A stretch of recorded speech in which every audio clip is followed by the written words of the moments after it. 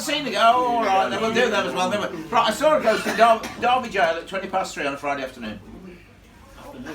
Friday afternoon, broad daylight. Something I run Derby Jail in the old county jail in front. It's just the cellars, the dungeons underneath.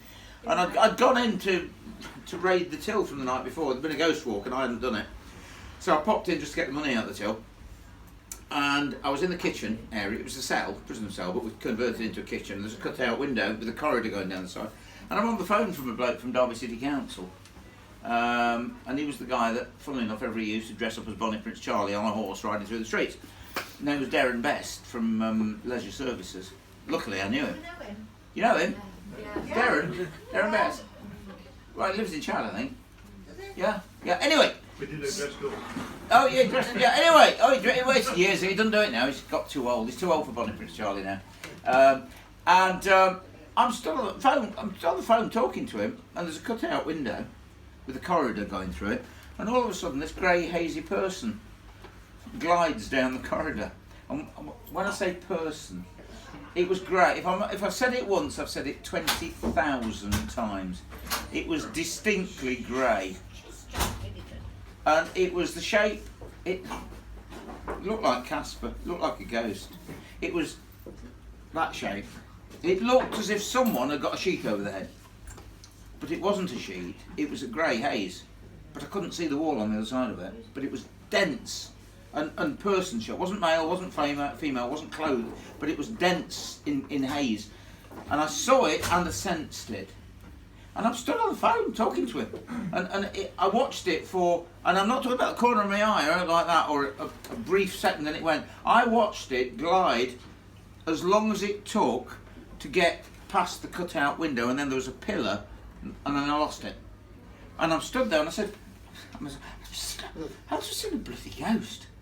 He said, looks daft. I'm not. Hang on, and I put the phone down, and everyone does this, reality kicks in. We're not open, someone's come in. Everybody does it, converts it. So I stuck my head around the front of the counter and shouted down into the corridor, I said, excuse me! Expecting to be someone stood there. And there wasn't. Then the hair on the back of my neck stood up big time. Because I don't remember having frightened a ghost since I was 4, and I'd never seen one. So I went back on the phone and said, Darren, mate, I am not kidding, I've just seen a ghost. And I may stay on the phone a bit longer than we'd anticipated. And he says, what do you mean, Richard? I said, I'll bloody tell you what I mean, mate. When I put this bloody phone down, I'm on my own. While I got him on the phone, I got somebody with me.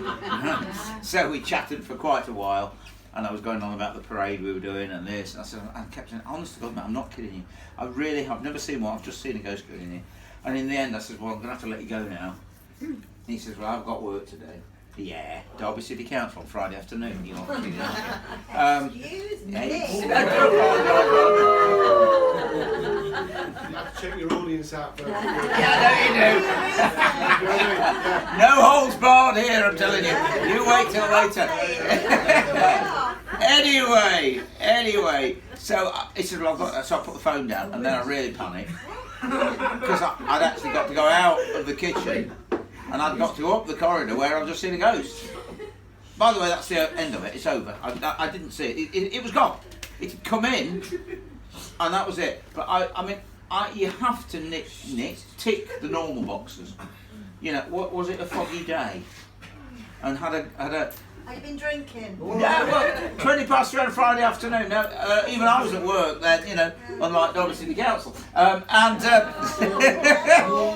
anyway. So, somebody else might be in the yeah, you never know, do you? So, yeah. There's a murder in this room, remember? So, it wasn't a foggy day, but it was November, but it wasn't. And even if it had been a foggy day, has anybody ever heard of a person-shaped bit of fog coming down the steps and gliding along? No. I had got the fire burning, smoke, no, I haven't. Steam from the dishwasher, I hadn't got the dishwasher on. Steam from the kettle, no. I've only got one explanation, and it's at least 18 years ago since I saw it. Never seen it again, once only. I don't know what it was, don't know who it was, don't know why it was there. I only know what I saw. but I can't prove it to you. Because I can't prove it to anybody. Nobody can. All you guys here that have seen one, heard one, sensed one, and none of you an experience membership? So no, it's not. No, the other one was me. Well, I didn't experience. It was my dad. Yeah. Who they think it was my dad. But then the best one, really, the first I saw nothing ever happened to me until I was 27. And again, it's back to Territorial Army. And at the time, I was an officer cadet with the C Company, Worcestershire and Sherwood Foresters at Kingsway. And we'd been on a very big exercise, exercise inside right. It was televised. And I was a radio operator at the time, and we'd been in this battle at a place called Bestwood Lodge. It's a hotel now in Arnold. And at the time, though, it belonged to the army. And we'd been attacked, this exercise, by the Queen's Regiment. And we were in Bestwood Lodge holding. I have never been. All I ever wanted to be was a soldier. That's all I ever wanted to be. But unfortunately, we won't go into it. But I was diagnosed with cancer at the age of 18. That's 50 years ago, and I'm still here, guys. But terminal as well. And when I applied to join the army, although they'd cured me, you won't get in here, you know. I got through everything but the medical, and they took me out, wouldn't have me. So I said, well, I'll go and join the TA then. No, same thing applies, mate. If you join the TA and the balloon goes up, and there's, we'll have to give you a pension if you get ill again. So I went back home and waited about 18 months, 2 years, and then applied to join the TA. And of course, in those, you don't have to have a proper medical. All you went to see was a local GP. And he said, scar. He said, I've got scar there. What's that? Oh, I had some little operation. Okay. Can you pee in that bottle? I said, not from here. You have to get it down. But, that's all right. And that was about it. And I got through. And I joined the TA and became a captain in the TA eventually. But anyway, this time I was an officer cadet. So the army, soldiers, shooting, fighting. That's all I've ever been interested in. Military history and soldiers and battles and uniforms. So it was. God, I've never been so excited in all my bloody life. This battle, thunder flashes going, machine gun, oh boy.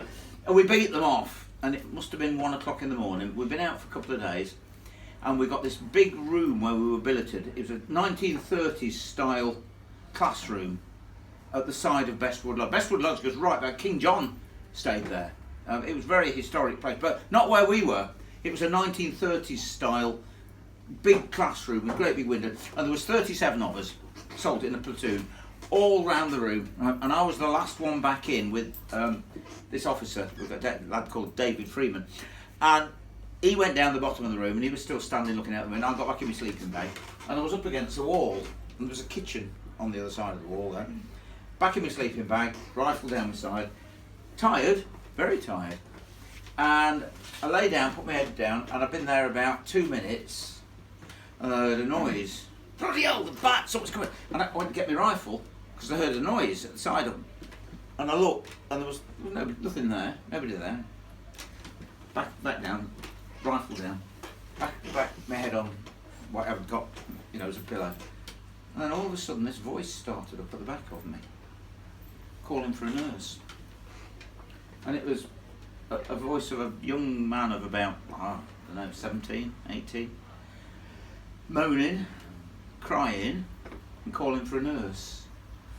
And first thing I did was the bloke next to me, in the sleeping bag, he's snoring. Because I'll be very honest with you, it does sound a bit like nurse. Because that's, but he wasn't snoring. And this went on. And all I could hear him going was, nurse, nurse, nurse, help me, nurse, it hurts. And I was crying. I've got tears running down my cheeks listening to this youth at the back of me dying. But the only thing I couldn't do was press a buzzer to fetch a nurse for him. Because there were no nurses. There was nobody. Just 37 soldiers, me with my head against the wall, listening to this lad dying. And what did I do? What do you do? I fell asleep. Next morning, bloody hell. I mean, you guys, you all know this, the difference between remembering a dream or reality. At first things you think, oh yeah, I must have been dreaming that. And then it comes back to you and you think, I was not dreaming.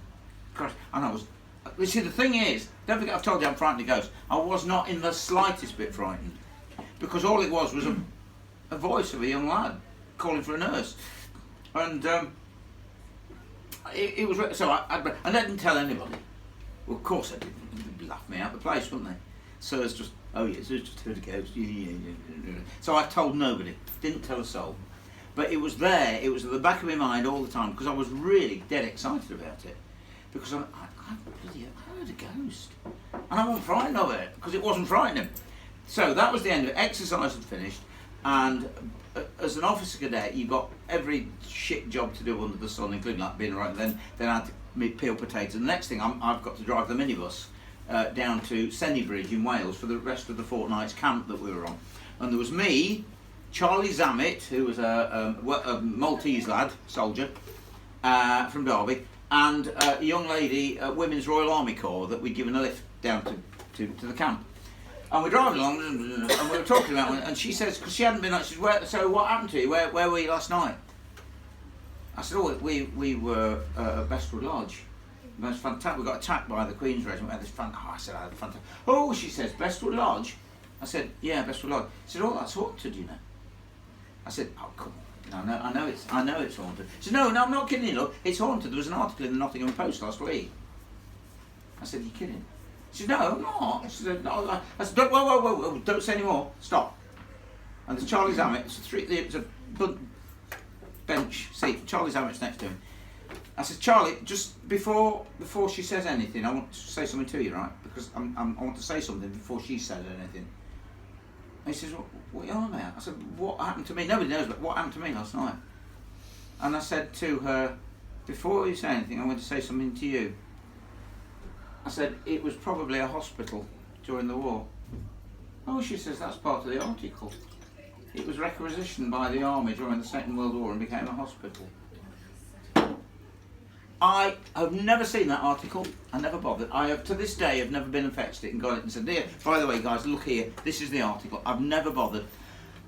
I heard what I believe to be a recording in the brickwork of that building of the last few moments of that lad as he was dying, and changed my outlook on the whole thing again. But I don't believe that he was there. I don't believe it was his spirit, his soul, his intelligence, his energy. I think I was on Channel 5. I was up there. I was high on, and I believe that all this stuff that you hear and see, it depends on what frequency you're on at the time. And all of a sudden the frequency changes and you hear it. And because I was so excited about what had happened, this battle, that my frequencies changed in my mind, and my receiver picked up the recording that was in the building, I think. But honestly, guys, as real as real. I can hear him now. I've been back since. I've been in the same room and stood there, but I wasn't on the same frequency then as I was then, because that's what I believe so much of it is. Because this up here, guys, is receiver, recorder, transmitter, video player, still camera, satellite navigation system. Keep going. Best computer ever. Not this one, but everyone's. And it's all down to frequencies and how you... So the big one for me is the ghost there? Or is it there?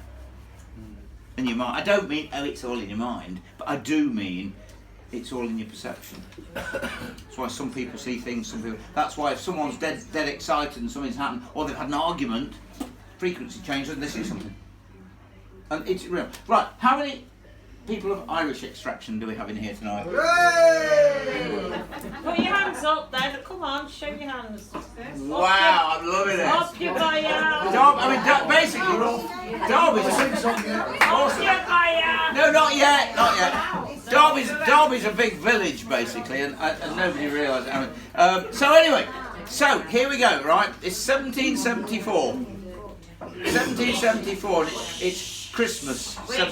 Christmas 1774, and a young Irishman named Matthew Coughlin was a soldier, deserter in the 5th Royal Irish Dragoons, and he was living in Derby, and he was a bit of a burglar, and he was a highwayman as well, and he got a mate called George Foster. and Matthew Coughlin had been dating a maidservant of a lady called Mary Vickers, who lived on Tennant Street, very wealthy lady, and the maidservant had told Matthew that Mary was she lived with obviously had a maidservant there, but apart from that lived alone. She got a chest with at least £300 worth of gold coins in it, and very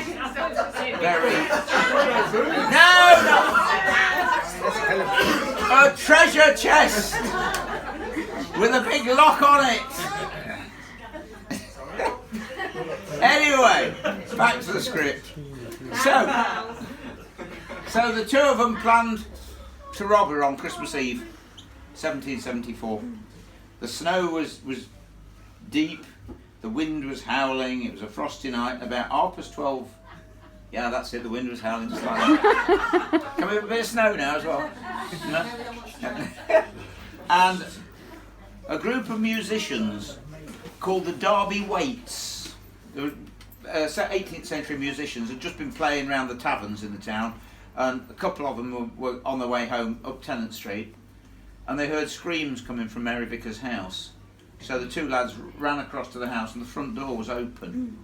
No lights or anything like that, but the door was open, and they went in to see what was going on. They could hear screaming coming from upstairs, and they ran up the stairs, and the first room they came to, the door was open, and lying on the floor in a pool of blood was Mary Vickers. She'd been battered to death with what was known as an iron pin, which I believe must have been a crowbar or something like that. The maidservant was in her bedroom on the top floor, still screaming away, and she came down when they came in. They obviously checked to see if she was still breathing, and she wasn't. She got horrible marks round her throat and lots and lots of marks on her fingers. And Matthew Coughlin and George Foster had broken in, gone upstairs. She'd got out of bed to see what was happening. They clouted her straight over the head with an iron bar, and then ripped her necklace from around her throat and pulled all the fingers, well, not them off, but pulled all the rings off her fingers, broke into the chest and filled a couple of bags full of gold coins and scarpered. They went all the way to Nuns Green, which was Friargate, and split the money between the two of them. One went to Ashbourne, one went to Leek. Mary Vickers was obviously dead. They issued a wanted poster for the two of them, and they decided the best thing to do would be to skedaddle back to Ireland. Went to Liverpool, got on the boat to Ireland, and tried their luck at highway robbery in Ireland. And they held up the Dublin to Limerick stagecoach in 1776. And unfortunately for them, the guard on the stagecoach had a blunderbuss, and he shot at them. He shot George Foster in the head and killed him. Matthew Coughlin was arrested and taken to Kilmainham jail and put on trial for highway robbery. And while he was in Kilmainham, somebody noticed a wanted poster from Derby, realised he was wanted for murder, and he was shipped back to Derby to put on trial in August 1776. Although there was no witness that saw it happen, the maidservant had come downstairs to see what was going on, the commotion was, and had half opened the door where they were in there, and Matthew Coughlin had shouted at her words to the effect of, "Do go back upstairs, otherwise we'll kill you," or words to that effect. And so she went back upstairs and hid in her bedroom, but she was brought in as a witness, and they got Matthew Coughlin to say the same words that he said to her. In other words, bugger off back upstairs or I'll kill you, bitch, or whatever it happened to be. And she recognised the voice, and he was actually found guilty on her saying she recognised his voice, and was sentenced to hang in August 1776. Now, from 1752, that's where the ghosty bit comes in, from 1750, right, there were 222 hanging offences in Great Britain from 1723. The crime rate had exploded because of industrialisation, and most crimes were committed against the landowners of this country, the wealthy, in other words.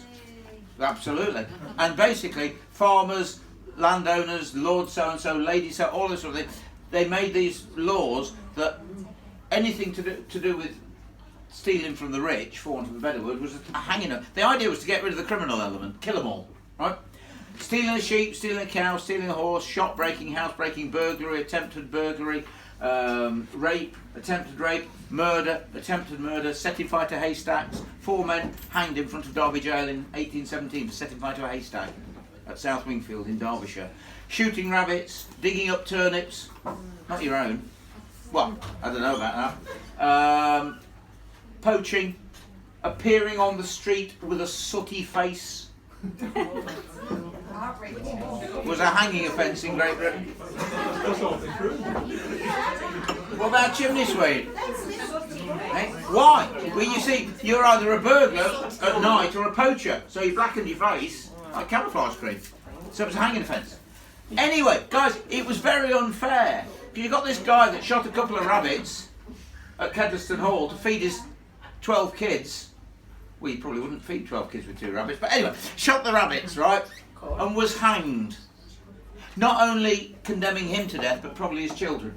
Because the breadwinner has gone, the guy that goes out to work, the wife's pregnant with the 13th kid.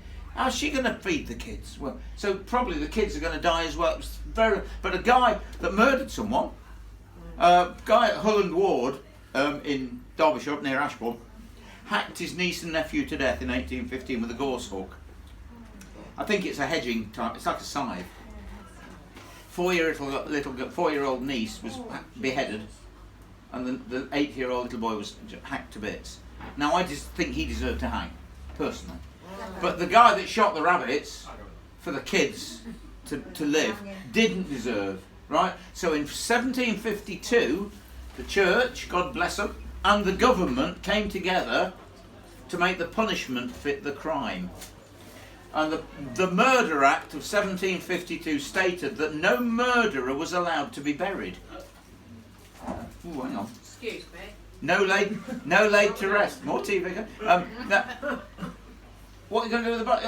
No laid to rest. If you're not laid to rest, where are you? You're abroad. You're a tormented soul wandering the earth. You're a ghost, right?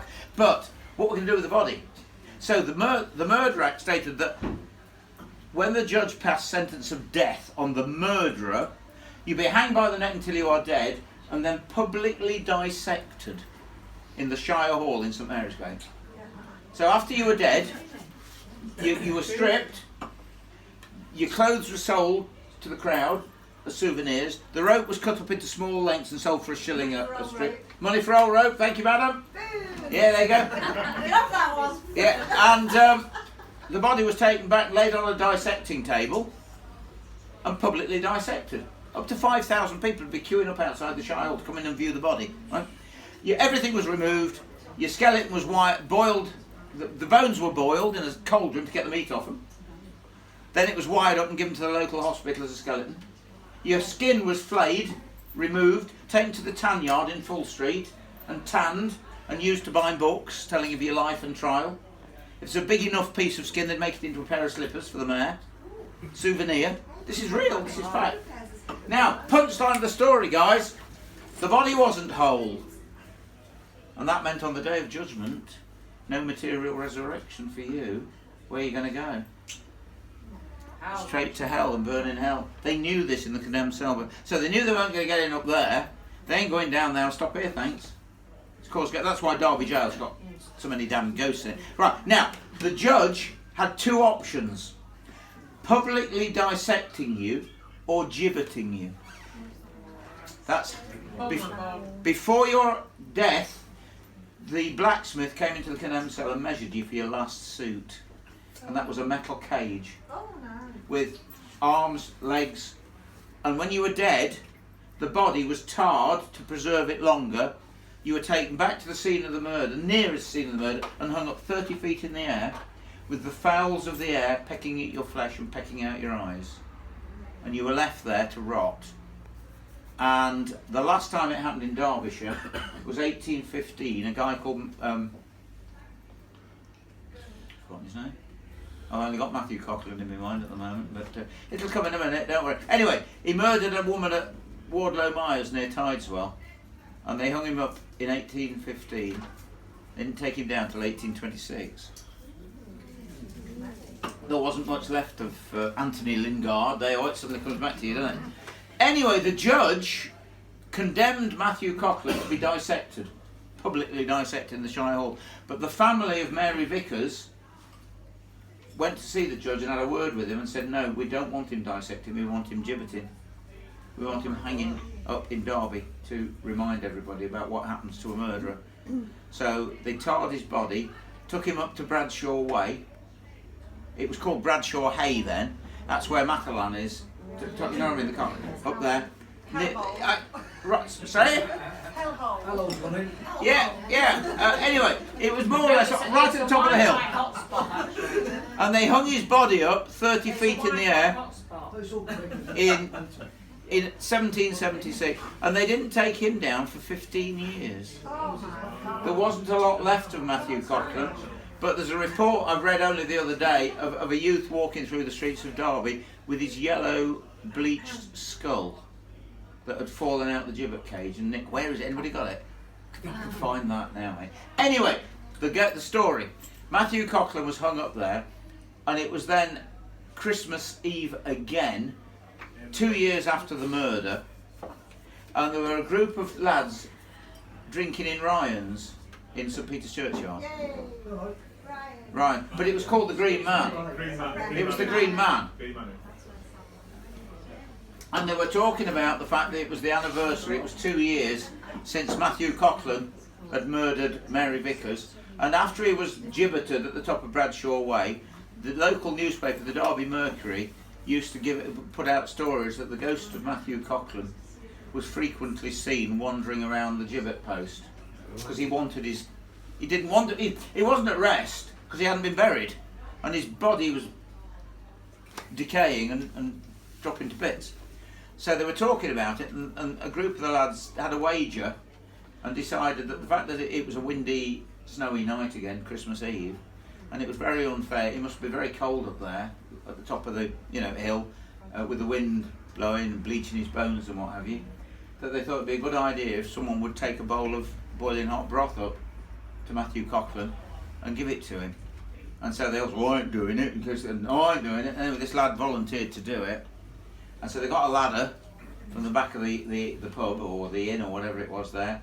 They got the landlord of the Green Man to boil up a bowl of broth, and they all trooped up St Peter Street and up to the top of Bradshaw Way to the bleaching bones and the body of Matthew Coughlin, put the ladder up against the gibbet post, 30 feet up it was, and this youth with a bowl of boiling hot broth climbs up the ladder and takes it up to the and puts it right up to the rotting lips of Matthew Coughlin, and he says, "Hey up Matthew, me old duck," he says, "we've got a bowl of boiling hot broth for thee, mate." And all of a sudden this voice says, "Then they'd better blow on it, hadn't they?" And the lad shit himself, literally fell off the ladder, fell down on the road, broke his arm in the and coming out from the back of the bushes at the back of the gibbet post was a ventriloquist called Squeak. A well-known Derby ventriloquist. His name was Squeaking Jemmy, and it's real, absolute, genuine story. Excuse me, Richard. Yes, darling. Can you tell us anything about the person, female, that was Joan Waste. online? Joan Waste. That's the next thing I'm going to tell you. And the ghost of Matthew Coughlin was never seen again. But honestly, guys, that's true. 15 years he was up there before they took him down. Right. Do you realise, guys, how many religious ghosts there are? Do you realise how many religious ghosts there are? No. Oh, come on, think about the number of people that see ghostly nuns. There's a monk down the old West End, because I took my dog training, and she was going mad, and we were told there was a Catholic priest that walked across the church, and my Rottweiler was going berserk. Which church? Not down the old West End. You mean, come on, You know where top of Agard Street? No, Parker Street. There's you know down the old West End. Yeah. Down Mark Eaton Street. Yeah. They've got the breed. St Anne's? St Anne's? Yeah. I think so. I was told that there was a Catholic priest. Didn't know that one. Through. There's a nun seen walking off over the bridge on Bridge Street Yeah. by a lady, Elsie Goodhead. She wrote a thing called West End Tales. And she, anyway, right, so lots and lots and lots. Think about how many people report seeing a ghostly monk, a ghostly nun. Priests, vicars, tarts. No tarts, just vicars and priests. Anyway, the reason that there are so many religious ghosts around, and I'm leading to this young lady up there, is because in those days, in the 1500s and what have you, the average amount of information that a working person took in their lifetime, you and me now take in 1 week. Why? Well, it's obvious, isn't it? There wasn't anything then. There was no Facebook, Instagram, newspapers, radio, bicycles, cars, television. There was nothing. The people in the village or the town, their total existence was creation of children, preservation of the children, and working to feed the children, and their faith. And the important thing. And the pub, yeah. But whether they went up or whether they went down was paramount, not death. Most people were dead by 40. Kids predeceased them, they've been in battles, they've seen executions. It was the afterlife that was paramount to people, right? And all of a sudden, this big fat king comes along, Henry VIII, and says, by the way, boys and girls, the Pope won't give me a divorce for Anne Boleyn.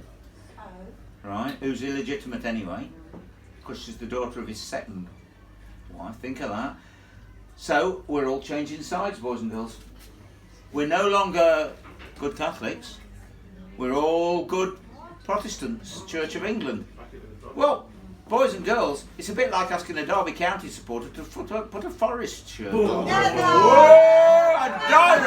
Oh my God! Bloody hell, I'd die rather than do that. Guys, they were prepared to die rather than do that. Think about it. Right, Derby, 1588, 3 Roman Catholic priests hanged, drawn and quartered on St Mary's Bridge. 37 recusants, as they were called, Catholics from Padley, brought to Derby jail. 12 died of jail fever in the first week of being imprisoned in the jail. A visiting priest, Father John Clayton, in disguise, managed to get into Derby jail to administer the last rites on the dying, was recognised and put on trial for high treason, sentenced to be hanged, drawn and quartered, died of jail fever before his execution. On his death certificate it says, Father John Clayton, Papist priest, died of the stench in Derby jail. Oh my God. And then in 1622, another Catholic priest sentenced at Derby in the courts to be hanged, drawn and quartered. For their faith, they were prepared to die for their faith, yeah? Those that didn't die, that changed sides, believed themselves damned. Yeah? And wouldn't get in through the pearly gates, would they? Changed sides. And so they're destined for hell, so they've stayed behind. Hence the fact you see so many ghosts of nuns and monks and priests around. Fact. Right, so anyway, another one. Joan Waste was a 17-year-old blind girl. Her father was a rope maker at All Saints Cathedral. And she was staunch Protestant at the time of Mary Tudor. And she used to go into the jail. The first jail we ever had was underneath the Guildhall, but it wasn't this Guildhall. It was a timber-framed Guildhall farther into the marketplace, and it had a single jail cell underneath it. And she used to go in to the jail, and she used to get the prisoners that were in there that could read to actually read to her from the Bible. But she was a Protestant. And when Mary Tudor came to the throne, same thing, some people wouldn't change sides. Because we were in turmoil. First of all, we're all good Catholics, yeah? Henry VIII comes along, we're all good Protestants. Mary Tudor comes along, we're all good Catholics. Edward IV comes along, we're all good Protestants. For Christ's sake, the poor buggers didn't know whether they're on the head of their heels, did they? I mean, they really did. But it was so important to them in those days. And so Joan Waste would not, relinquish her faith. She would not go back to Protestantism, Catholicism, sorry. So she was arrested and thrown in the jail, funnily enough, where she used to visit the prisoners. She was put on trial and found guilty of heresy, which is going against the whatever faith we were at the time. And a Dr. Draycott, Catholic bishop from Lichfield, preached her condemned service in the All Saints Cathedral, in the cathedral at the Great Church of Derby, and she was led through the streets of Derby with her brother, taken to Windmill Pit, which is the top of Lime Avenue, just up here, and burnt alive for heresy. And a ghost still wanders. I know a guy to the top, first house on the left-hand side, guy that does a lot of metal detecting. He tells me that he says the stuff that happens is around here. I'm not kidding, mate. He says That was when the road fell down. that's right. The big hole. Yeah, that's right. He says, yeah, we've got. He thinks it goes to Joan Ways. I mean, you see, the terrible thing was, you see, that it was back to the same thing. But I mean, guys, I don't know whether you know, but correct me if I'm wrong, but there are now, even to this day, I believe there are only 2 crematoriums in Southern Ireland. Yeah. I think there's 3. Yeah, think of that. Also, yeah. Think of the size of Southern Ireland. Galway, I mean, we've now got 2 in Derby. Dublin, Galway, Yeah. Liverpool. Yeah. I'm not sure. And you know why? Why do people want to be burnt? Why do they want to? Because No, why don't they? don't they? Well, why Because don't the body's they not people? whole, and there's no burial, and that's what people believe. If the body's not whole on burial, there's no material resurrection, and you're going to go to hell. And that's still the belief. Guys, listen, that's why it's still difficult to this day to get donors for body parts, because some people, still believe it. That your body has. Christ, I'm sorry, but it's the biggest load of bollocks I've ever heard in my life. Sorry, no, think about it, guys. Supposing you've had your appendix out, you know. I hate to say this. You know when you've had a biopsy or an autopsy, do you really think they stitch everything back in? No, it's a bag of giblets inside, isn't it? Yeah. But people, the Jewish faith, I mean, anybody Jewish here? Apparently, correct me if I'm wrong, but you know if you have your leg chopped off, you know they chop your leg off. They have a funeral for the leg because this is still in our mind, still in our psyche, which has caused ghosts. Thank you. Well, they keep it, don't they? And then bury it. They do. I mean, I don't know how. Oh, I better be careful. I'm told that the Vatican have still got Jesus' foreskin, so they tell me. So they tell me. I did a programme on TV recently. I mustn't tell you too many Catholics in here tonight. I did a programme on TV called Forbidden History, and I did the secrets of the Vatican. Oh, and listen to me. I got an email the other day, because it's back on again, and I got an email from a lady only about 3 days ago. Mr. Felix, you are denying the existence of demons. You are calling both Jesus and God liars, and I suggest you read your Bible before it's too late. And I'm thinking, oh my God, what have I done now? But because you do know that the Vatican's built on a pagan site, do you? No. Oh God, yeah. Yeah, it is. It is. It's a Roman pagan. Yeah, pagan site. You see, I hate to say it, but all religions have been put there for control. All religions, be it whatever it is, are all there to control us, the masses, Absolutely. and make money out of it. Absolutely. But yeah, I think we'll get off this subject. Yeah, you're on a political thing now, Yeah, aren't you? I think we'll get off this subject a bit now. Right, let's hang on. I tell you what, I will try and prove this bit to you, right? About the body not being whole, right? When they chopped off the head of the king, Charles I, in 1649, before they buried Charles I, guess what they did? They sewed his head back on. Yeah. Why? Anybody? So he could enter the gates and everything. You've got it, mate. You know, if he had his head on his body, then on the day of judgment, he wouldn't get in through the pearly. Well, he got to. He's the king. He was God's anointed on this little planet here, the divine right of kings. He was put here by God, you know. And so he had a little golden throne waiting for him, along very close to God. But if he had his head on, he couldn't get in through the pearly gates, so they had to stitch his head back. I've actually got a picture, painting of the king, on a table with stitch marks around his throat, and the bill from the surgeon that stitched his head back on is still preserved in the House of Commons to this day. Now, ready for this bit? So he's dead, stuck his head back on, not a problem. Off he went, straight through the pearly gates, no trouble at all.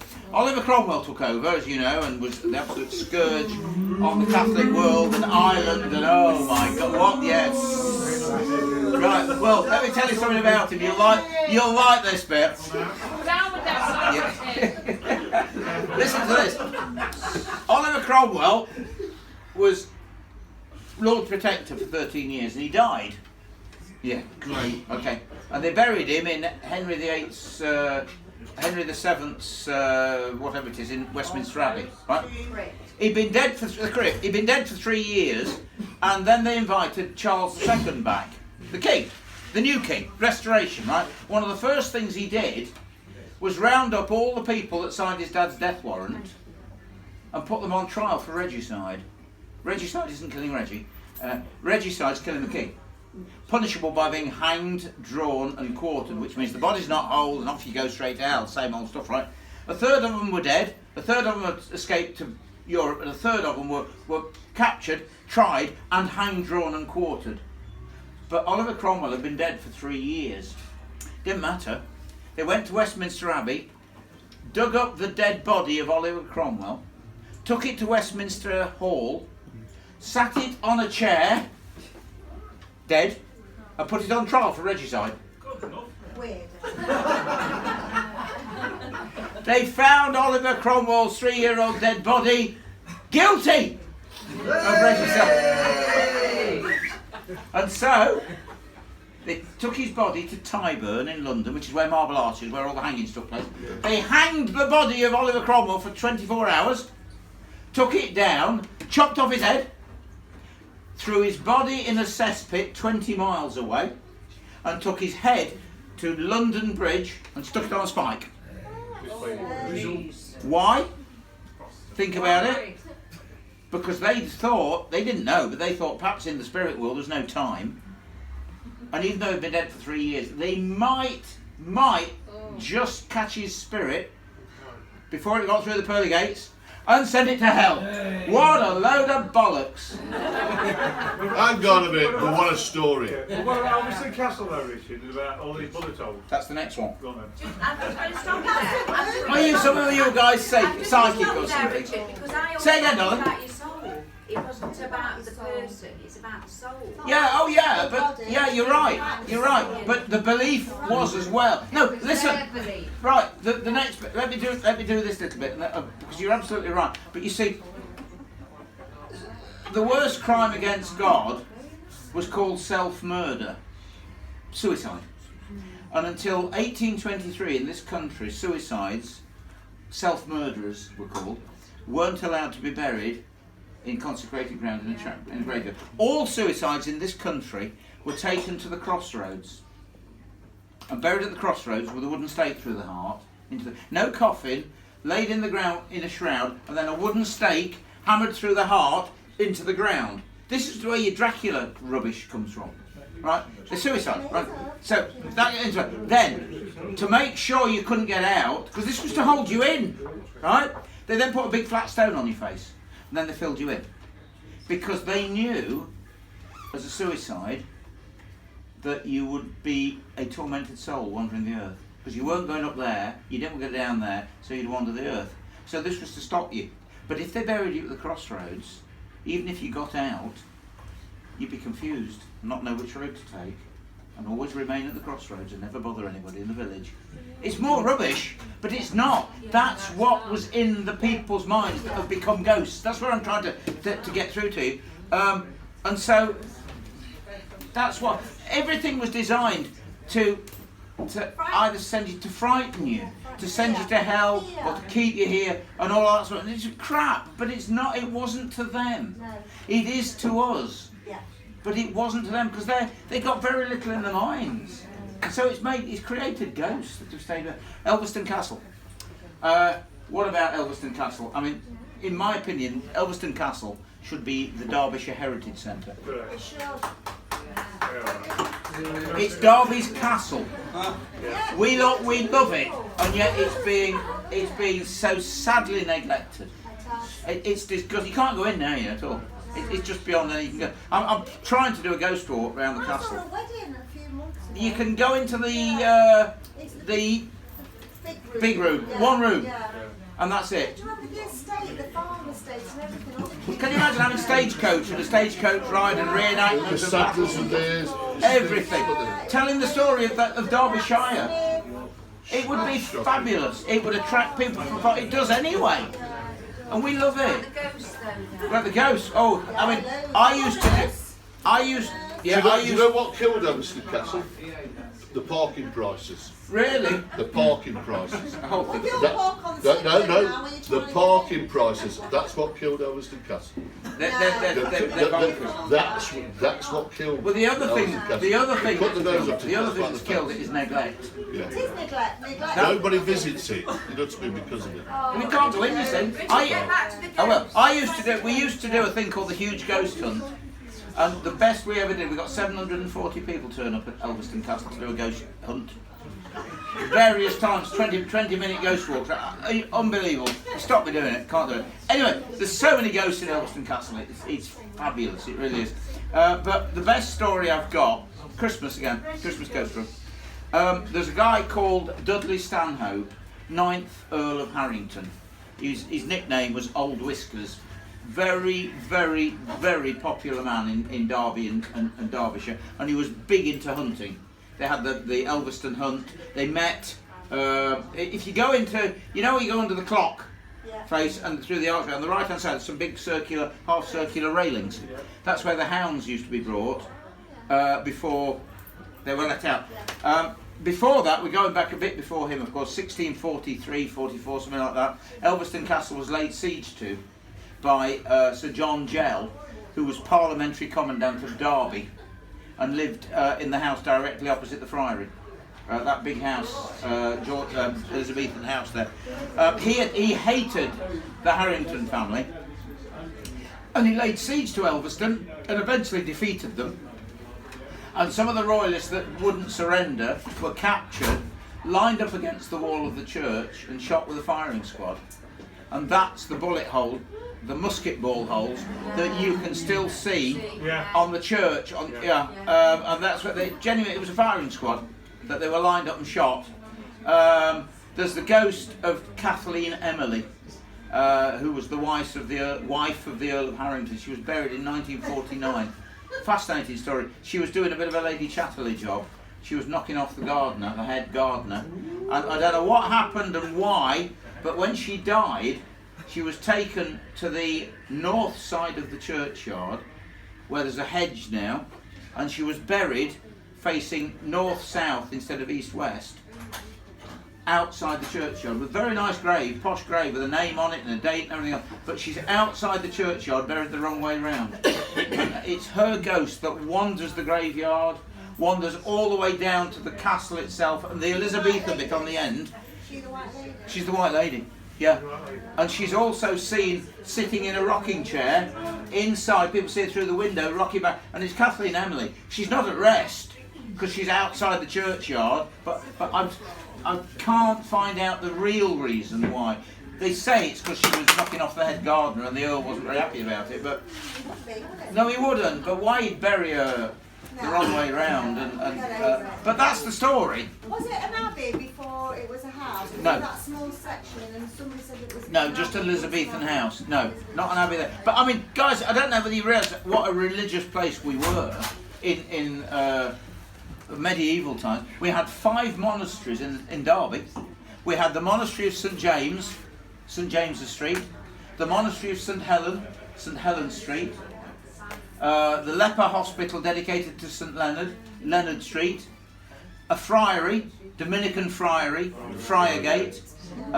King John stayed there, Edward IV stayed there, Simon de Montfort stayed there. Because you see, there were no hotels in those days, so they stayed at the... then there was the biggest monastery in the East Midlands and one of the wealthiest in Britain, St Mary's, Darley Abbey. And then to keep the lads happy, a bit of a huge nunnery, Nun Street. And of course they all had relics of the saints. If you'll see niches sometimes in old churches, that's where they used to keep the toenails of the saints. And they used to go and touch them. and bones and things. And they relics. They believe that miracles will be performed. And in the nunnery of St Mary de Prety, which is Nun Street in Derby, until 1530 something, when Henry VIII got rid of it, they had on display the blood-stained shirt that Thomas Becket was wearing in Canterbury Cathedral when he was murdered. And people, we were a place of pilgrimage. That's why we got Becketwell Lane. Oh yeah. And Becketwell in Derby. But of course it was chucked away, wasn't it, like everything else, when Henry VIII came and messed things up or whatever. So, anyway, Elveston Castle. So Dudley Stanhope, 9th Earl of Harrington, Old Whiskers, very famous, very popular guy, and he was out hunting at Holbrook, Oh yeah. and he leapt, there you go, you see, and he leapt, his horse leapt over the big stone wall, and the horse caught its front feet lying over the bonnet and rolled on top of him, broke his neck and killed him. That was in, I think it was August 1917. Anyway, when they opened his will, he put in his will that no matter whether he was alive or dead, his hounds must always go out on Boxing Day, whatever year, forever. Well, you know, and anyway, so Boxing Day 1918, they bring the hounds out exactly the same as usual. Off they went, and they went straight off as if they were chasing a fox, and they went all the way up to the Golden Gates, and as it's called, stopped at the Golden Gates, and went round the gates, and then suddenly, for no reason, all turned back. No fox. They all turned back. They came all the way back down the main dragway, all the way back to the mausoleum, the graveyard, where Dudley Stanhope was buried, in the mausoleum. And they went round and round this big oak tree, and they could not get them away. There was nothing there. They went up the tree to see if there was a fox up the tree. They went trying to see if there was a hole in the tree. There was no fox anywhere, but they could not get them away from the tree. And in desperation, in the end, they actually finished the hunt and put the hounds away. And they reckon that Dudley Stanhope was. They came back to the grave where Dudley Stanhope was. His hounds came back. His energy. And his energy was there. And it's now known as the Happy Huntsman's Tree. And there's a plaque. There's a plaque on the tree, in front of the tree now. The Happy Huntsman's Tree. And if I can find it, this may take hours, knowing me, because I'm bloody useless, but somewhere on here, there's a poem. This is how real it is. Oh, please, will this work? Hi, Richard, Haribo, Julia. Yes, I can do it. Listen carefully to Richard. If I can... oh, hang on. Hey, I've done it. Listen to Richard. This is a poem that was written. Said wistful to wanderer, it's a lovely hunting morn. Said wanderer to wistful, hush, I fancy that's the horn. I believe I see his lordship at the far end on the grey, and it's very, very strange because I thought they'd taken him away.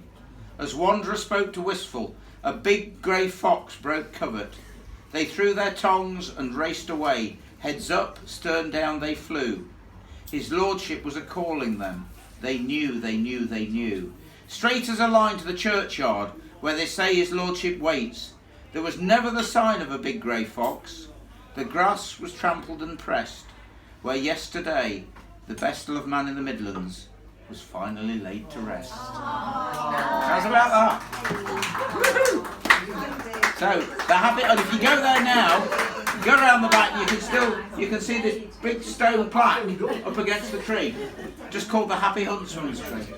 Real, fact, true? I don't know. Right, now then, I've said to you earlier, I can't prove ghosts exist. I cannot, and there's no proof at all. But I can give you this little bit, which I believe is one of the best bits of proof. And tonight, again, I've had almost the same thing about grandmas and granddads. And who was it told me about granddad just a few minutes ago? Where's she gone? Anne-Marie. That's right, yeah. Right, how many granddads and grandmas have we got in here tonight? Right, okay. I don't know whether you agree with me or not, because my little granddaughter's 3 years old now. And there's nothing like, I don't love my two sons any less, but there's something so special about your grandkids. I don't know what it is. There is. I don't know what it is. But she was in a nativity play yesterday. I got tears running down my cheeks. Now I know everyone says, yeah, it's because you can give them back. It's not true. There's something special, right? And I'm getting somewhere, by the way, with this ghost business, right? Real. Trust. Hang on. What time is it? Have you somewhere to go, madam? 25 to 11. Oh, Christ Almighty! It's not. Told you I was the new Ken Dodd. It's 25 to 11. 11. So, 25 to 10. To 11. Is it 25 to 11? 25 to 11. 25, so you've got plenty of time. Carry on. Thank you very much. So, right, granddads, grandmas, now listen to me, chaps. Listen to Richard, please. 35% of children under the age of 6 have imaginary friends. Yeah, of course they do. That's our way of dealing with it, by the way. Little Jimmy's got, give him a imagination, he sees dead people. Yeah. How many of you still got them? Anybody remember having them? No. What about your kids, your grandkids? Yeah. I know. Did actually ever... Yeah. Well, you see, our way of dealing with it is little Jimmy's got a bit of an imagination. He hasn't. He's seeing ghosts. Trust me. Why? Because their minds are open. Until they get to school and start cramming their minds with other stuff, their minds are open, and so they see stuff that we don't as we grow older. You need a drink. I do. Cats and dogs see ghosts. Why?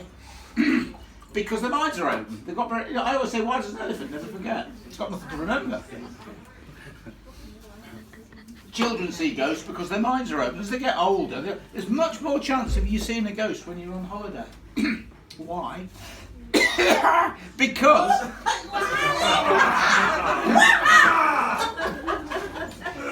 your mind's open when you're on holiday. You forgot about the worries and the trials and tribulations and the bank account. Oh dear, I'm gonna drop more. It is some water and just I did say I didn't need it. I'm all right with wine. No, honestly. So kids see ghosts, right? Simple as that. Now, little girl, Mummy, why does that old lady come into my bedroom? She sits. She's no. Well, it can be. Yours it is. Let's go on. Keep going. Yours is. And my granddad. Same thing. And so, oh well, she's got a bit of an imagination, you know. No, she hasn't. And then Christmas comes around, guys. And the family's round and everybody's there having a good time and the little girl's doing whatever, and all of a sudden someone gets a photograph album out or lays the pictures out, and the little girl suddenly takes note and she comes home and she says, "Oh mummy, look, there's that old lady comes into my bedroom." And they go, "Oh, look, it's Grandma." The little girl's 5, Grandma's been dead for 9 years. She's never seen her, she can't remember her. She picks her out from the photograph. It happens over and over, and it'll happen to me again after Christmas. People start telling me the same thing. They're seeing the grandma's with them, or granddad's with them. And this lady told me the story about her husband. Yeah, Granddad Ian. Yeah, and your 4-year-old son sees him all the time, talks to him in the bedroom, tells the little boy things that you know, but he would never have known about. Guys, I swear to you, and I now know why you would come back to your grandkids and be around your grandkids. It's absolutely. But I've got a better one for you, because I was doing this story, and a lady won on the ghost walk said, "Well, I can tell you something better than that." She said, "I got married a few years ago, and we had a little boy, and he's now 5. I divorced my husband, and I've remarried. But in between the 2 weddings, my dad died. Anyway, our little boy came to the wedding, and everything's fine. We get on ever so well. We're a close family, the 3 of us. He gets on very well with the new husband. Everything's fine. And that was the end of it. She said, anyway, Christmas came round, and photographs came out, and all of a sudden the little boy goes over. He says, "Oh, Mummy, look. There's that man that walked you down the aisle." It's a picture of a dead father. Nobody else did. He saw her dead father walking down the aisle for the 2nd time. She's not going to make that up, is she? No. Well, I don't think so, anyway. Not if she's a good Catholic. Well, you know. Guys, it's real. The whole damn thing is real. There's a reality behind ghosts that we, for some reason, the world won't accept, and it's so wrong because I think it's so nice to know that. You see, I was baptised. I have to say I'm going fast towards becoming something like a pagan because I believe in the Mother Earth stuff and going back to Mother Earth and that sort of stuff. But if I'm asked what, I say, well, I believe in a creator. Why him? But you know, it, for whatever. I believe there is something, but I know that there's some form of life after death. There's no doubt about it. I hate to say, I'm sorry, I don't believe in the heaven, the hell. You see, we'll finish with this, right? How far's heaven, guys? Is it? When did you last fly at 30,000 feet and look out the window of the plane and see an angel sitting on a harp, wet cloud playing a harp? Hey, when did you last go up Mount Vesuvius or Mount Etna and look down into the molten lava, that boiler, and see some guy clocking off from stoking the boiler coming out for the day? You haven't, because they're not. They're here. They're around you. Hell's now. Dante's Inferno. Dante's Inferno. No, heaven. They're here, but they're on a different plane, level, dimension, frequency, or something. But they can come back to you. They are with you. I'm convinced of it. And there's a reality behind ghosts, I swear to you. I'll finish with this. No scientists amongst us, obviously, but you know, science won't have it. Won't have it. They won't have it. There's no such thing, right? No such thing as ghosts. Next time a scientist tells you there's no such thing as ghosts, quote this to them, will you? For the last 400 years, men with letters after their names, astronomers have peered into the night sky through the telescopes, looking at ghosts. Because by the time the image of that dead star travels millions of light years to the end of your telescope, you're looking at something that no longer exists. You're looking at the ghost of something that once lived, that isn't there anymore. It's a time thing. That's another part of the ghost business, possibly. There's no such thing as ghosts, are there? Oh yes, there are. Guys, don't worry about ghosts following you home. They don't. They're territorial. They stay where they go. Whatever haunts here stays here. Stay with me. Staying with you. But the only thing I would say, girls, don't look in the mirror on the way home, will you? You never know. You never know. What fuck is there? Thanks for listening, girls and boys. After Christmas! Thank you so much. Can I just say thank you to all of you who've not been here before to the Melon Castle. Come again! Hope you've enjoyed your evening. I mean, the garden looks a bit dull and bleak at the moment, but it's beautiful in the summer and it's a beautiful place to come and have a drink. Yeah. Thank you so much for coming. Thank you to Felix. My pleasure, thank you very much. And I know that Felix has said he's going to stop round for another couple of drinks. If anyone wants to speak to him, talk to him. Give me your story! It's absolutely... Yeah, I've got books on sale over here. I've got a couple of DVDs of ghosts of Christmas ghost stories if anybody wants one. Get the video on. Show people. Yeah, where's this video? Oh, So yeah. what I was going to say to us, we've had a bit of technical hitches tonight, but yeah, last time Felix came in just to visit us to talk about it, and some things have been happening. But talk to Seamus, my husband. Get him to show you the barman, footage show on his the phone. video what's been happening round here. It'll blow your minds, it's But fantastic. don't, please, go out there, enjoy a drink, and Felix is going to stay. I am. Richard, I have got this Sorry, they all said that. Richard's going to hang about. And thank you all for coming to